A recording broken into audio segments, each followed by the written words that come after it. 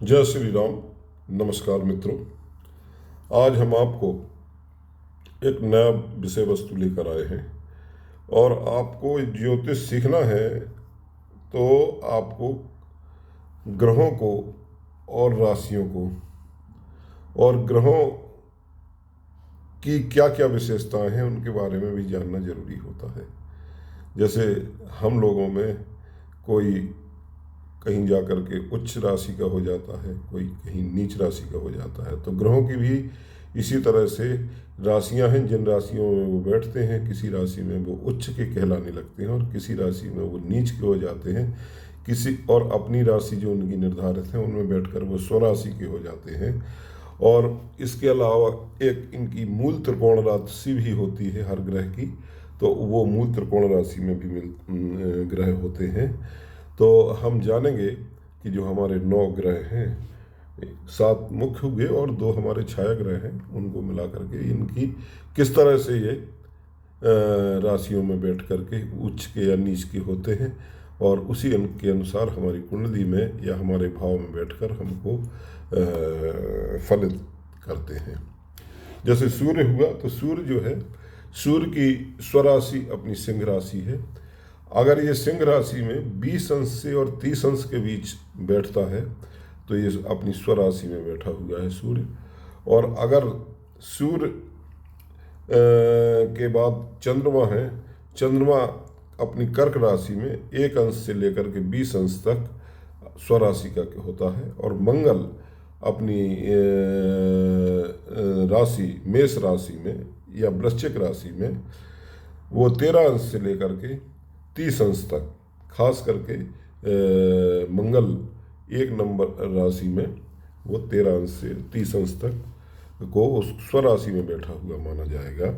बुध अपनी कन्या राशि में 21 अंश से और 30 अंश के बीच में होता है, तो वो अपनी स्वराशि में है। और मिथुन राशि भी उसकी है, उसमें भी वो इसी तरह से बैठेगा अंश, इस अंश पर, तो वो स्वराशि का होगा। गुरु की अपनी राशियां हैं धनु और मीन, और इनके जो धनु का जो डिग्री है वो है 10 अंश से लेकर के और 30 अंश तक।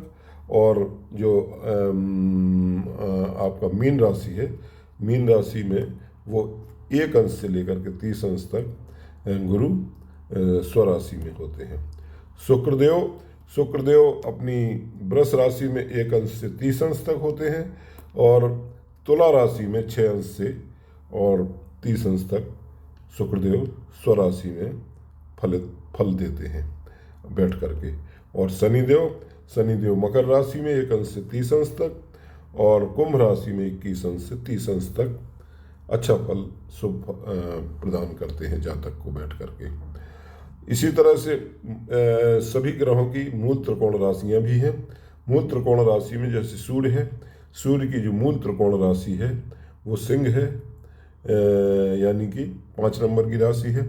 और वो मूल त्रिकोण राशि में जब वो होते हैं तो वो 1 अंश से 20 अंश के बीच होते हैं, तभी वो मूल त्रिकोण राशि में कहलाते हैं। और 20 अंश से 30 अंश तक हैं अगर, तो वो अपनी सिंह राशि में स्वराशि में कहलाएंगे। यानी ये डिग्री के जो अंतर से उनकी राशि का स्वभाव बदल जाता है। स्वराशि से मूल त्रिकोण में हो जाते हैं या वो स्वराशि में होंगे। इसी तरह चंद्रमा 4 नंबर राशि यानी कर्क राशि में, अभी मैंने बताया था कि 1 अंश से 20 अंश तक स्वराशि में होता है अगर बैठा है। और चंद्रमा अपनी की मूल त्रिकोण राशि वृष है, वो वृषभ है, वो 2 नंबर राशि है। उसमें वो अगर 4 अंश से 30 अंश के बीच बैठा है चंद्रमा किसी भाव में, तो वो अपनी मूल त्रिकोण राशि में कहलाएगा। इसके बाद जो मंगल देव मेष राशि में मूल त्रिकोण में 1 अंश से 12 अंश तक होते हैं। और ये मैंने पहले बताई कि 13 अंश से 30 अंश तक वो अपनी स्वराशि में कहलाते हैं। यानी 1 नंबर राशि अगर में मंगल लिखे हुए हैं, मंगल बैठे हुए हैं 1 नंबर राशि में, या मंगल कहीं भी बैठे हैं और वो उनकी राशि कौन कौन सी है, मेष और मंगल की वृश्चिक, तो अगर वो 1 अंश से 12 अंश के बीच उनकी डिग्री है, तो आप देख लीजिए कि उनको क्या माना जाएगा, अपनी मूल त्रिकोण राशि में बैठा माना जाएगा, 1 नंबर राशि में अगर बैठे हैं तो। और अगर उनकी डिग्री 13 अंश से 30 अंश के बीच है और मेष राशि में ही बैठे हैं तो वो स्वराशि में गिनती की जाएगी। अब अंतर क्या है, मूल त्रिकोण राशि में जो ग्रह बैठता है वो अपनी मतलब सबसे बली हो जाता है और स्वराशि से बली हो जाता है, लेकिन जो उच्च राशि है उससे वो कम बली होता है। मतलब स्वराशि से बली होगा और अपनी उच्च राशि से कम बली, यानी मत बीच में आ जाता है। तो उसी हिसाब से वो स्वराशि से जो फल स्वराशि में प्रदान कर रहा होगा और तो उससे उसका लेवल बढ़ गया तो वो अपना फल और अच्छा देगा। मंगल के बाद बुध आते हैं, तो बुध जो है अपनी मूल त्रिकोण राशि बुध की कन्या है। बुध की 2 राशियां हैं, मिथुन और कन्या, लेकिन मूल त्रिकोण राशि में कन्या को ही लिया गया है। और कन्या राशि में वो 15 अंश से 20 अंश के बीच बैठते हैं, तो वो कन्या राशि मूल त्रिकोण राशि में अपने कहलाते हैं। और बुध इस राशि में आकर के आगे चल के उच्च के भी हो जाते हैं, वो आगे बताएंगे आपको। और गुरु धनु राशि में यानी 9 नंबर राशि में 1 अंश से 10 अंश के बीच में मूल त्रिकोण राशि में कहलाते हैं। और शुक्रदेव अपनी तुला राशि में, मतलब शुक्रदेव की 2 राशि हैं, वृषभ और तुला, तो वो तुला राशि में मूल त्रिकोण में बैठे होते हैं, तो मूल त्रिकोण में होते हैं। और 1 अंश से 5 अंश उनकी डिग्री होगी, उसमें चेक कर लीजिएगा आप लोग। और शनि देव 1 अंश से लेकर के 20 अंश तक कुंभ राशि में यदि बैठते हैं तो वो अपनी मूल त्रिकोण राशि उनकी होगी कुंभ राशि, और वो उस हिसाब से फल देंगे। अब ये इन ग्रहों की उच्च राशि क्या है और नीच राशियाँ क्या है। तो उच्च राशि सूर्य की जो उच्च राशि है वो मेष है, मतलब 1 नंबर की राशि में सूर्य बैठते हैं तो वो अपनी उच्च राशि में पहुंच जाते हैं। और उच्च राशि में ग्रह सर्वोत्तम शुभ फल देता है, मतलब वो फल अपने अनुसार जिस स्थिति में उस स्थिति से उसको बढ़ा करके देगा। अब आप कहें कि शनि देव हैं और शनि देव उच्च राशि में हैं और तो वो अपने फल को बढ़ाएंगे, तो मतलब शनि देव का उच्च राशि में होना ठीक नहीं है वो, क्योंकि वो दुखों के अधिष्ठाता है, दुख को और ज़्यादा बढ़ा देंगे। तो शनि देव नीच राशि में या नीचे ही रहे तो ज़्यादा अच्छा है। इसी तरह से मंगल देव का भी है, मंगल देव और क्रोध पैदा कर देते हैं, तनाव, यानी व्यक्ति को एकदम जोश में ला देंगे।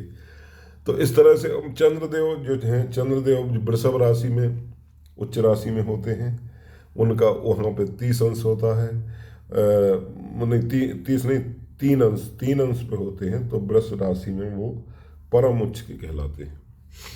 और मंगल देव की जो है वो मकर राशि यानी 10 नंबर की राशि में वो उच्च के होते हैं। और बुध जो है कन्या राशि में उच्च के होते हैं। और इनकी जो कर्क राशि में गुरु होते हैं उच्च के। और शुक्रदेव वो मीन राशि में उच्च के हो जाते हैं यानी 12 नंबर राशि में। और शनि देव तुला राशि में यानी 7 नंबर राशि में बैठ करके उच्च के कहलाते हैं। और इनकी परम उच्च अवस्था भी होती है, उसके कुछ अंश निर्धारित हैं।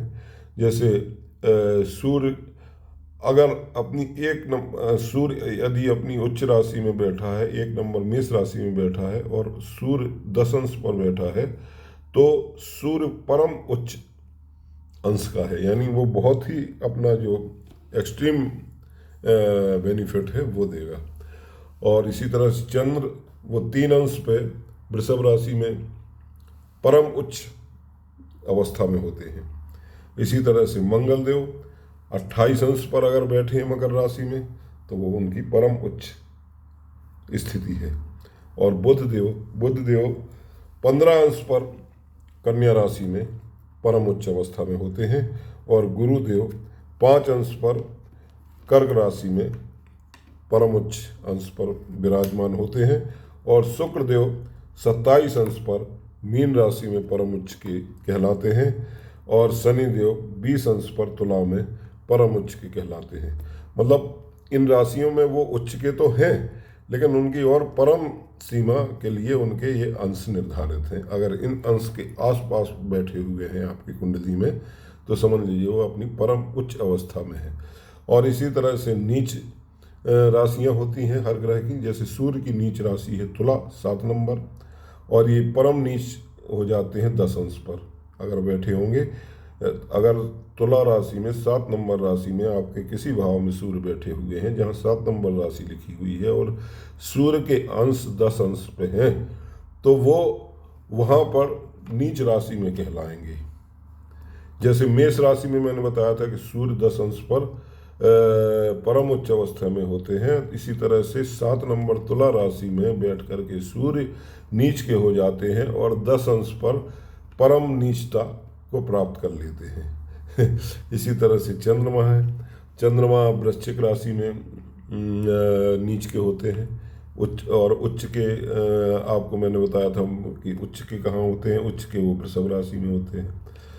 और चंद्रमा 3 अंश पर अगर बैठे हैं वृश्चिक राशि में तो वो परम नीच अवस्था में है। और इसी तरह हमने पहले भी बताया कि वृषभ राशि में वो वृष राशि में 3 अंश पर है तो परम उच्च अवस्था में है। इसी तरह से मंगल मित्रों, मंगल देव कर्क राशि में अगर कर्क राशि मतलब 4 नंबर राशि में अगर 28 अंश पर हैं तो वो परम नीच राशि में विराजमान है। अब उनका जैसा भी स्वभाव होगा, जैसे भाव में बैठे होंगे और जैसी उनकी दृष्टियां होंगी या उन पर पड़ने वाली दृष्टियां होंगी या जिस भाव में बैठे मित्र के या शत्रु के, उस तरह से वो अपना भाव अपनी उस परमता के कारण प्रदान करेंगे। इसी तरह से बुध देव जो है बुध देव मीन राशि में जाकर के नीच के हो जाते हैं और इनकी परम नीचता अगर ये 15 अंश पर बैठे हैं तो इनकी परम नीचता झलकती है। और गुरुदेव मकर राशि में यानी 10 नंबर की राशि में नीच के कहलाते हैं और इनकी परम नीच राशि परम नीच अंश 5 अंश का होते हैं। गुरु अगर तो परम नीच अंश में बैठे होते हैं। और शुक्रदेव 27 अंश परम नीच अंश में कन्या राशि में बैठे होते हैं, यानी कन्या राशि का मतलब 6 नंबर राशि में। और राहु और ये तो हो गए हमारे मतलब इस तरह से शनिदेव हैं रह गए। शनिदेव मेष राशि में यानी 1 नंबर राशि में परम नीच के होते हैं और ये 20 अंश पर परम नीच के हो जाते हैं। मतलब सूर्य और शनि की चूँकि कहते हैं कि शत्रुता है दोनों की, दोनों हैं पिता पुत्र लेकिन शत्रुता है, तो उसी तरह से वो भी भाव बदलते हैं। जैसे मेष राशि में सूर्य उच्च के हो जाते हैं और मेष राशि में शनि नीच के कहलाते हैं। तो ये अंतर भी हमको ग्रहों के बारे में समझना होगा अपनी कुंडली को देखने के लिए, ये भी जरूरी है। मूल त्रिकोण राशि में मैंने बताया कि ग्रह जो है स्वराशि से बली होता है लेकिन उच्च राशि से कम बली होता है, यानी सर्वोच्च बली जो है ग्रह वो अपनी उच्च राशि में कहलाता है। राहु और केतु की अपनी कोई स्वराशि नहीं है, वो जहाँ बैठते हैं जिस राशि में बैठते हैं या उस राशि के स्वामी अथवा जिस ग्रह के साथ बैठते हैं उनकी तरह वो एक्ट करने लगते हैं राहु और केतु। किंतु राहु की जो उच्च राशि है वो मिथुन राशि मानी गई है यानी 3 नंबर की राशि, और केतु की जो उच्च राशि मानी गई है वो धनु मानी गई है 9 नंबर की राशि। और नीच राशि के लिए इसी का उलट कर दें यानी राहु धनु राशि में जाकर के नीच के हो जाते हैं और केतु मिथुन राशि में बैठ कर के नीच राशि में पहुंच जाते हैं। इस तरह से ग्रह हमको कुंडली में उच्चता और निम्नता प्रदान करते हैं। तो हमको अपनी कुंडली देखने या पढ़ने या समझने के लिए इन चीज़ों की आवश्यकता होती है। मैं एक टेबल आपको दिखाता हूँ, इसको आप फोटो चाहें तो खींच लें और आप इसको अपने आगे उपयोग में लें कुंडली देखने के लिए या दिखवाने के लिए। और मित्रों आज इतना ही, और आप मेरी YouTube चैनल काज चक्र पर सब्सक्राइब जरूर करें। इसके साथ ही कुंडली बनवाने या कुंडली विश्लेषण के लिए मेरे कॉन्टैक्ट नंबर पर आप संपर्क करें। मित्रों, धन्यवाद। आज इतना ही। नमस्कार। अगली बार मिलते हैं नए विषय वस्तु के साथ। धन्यवाद।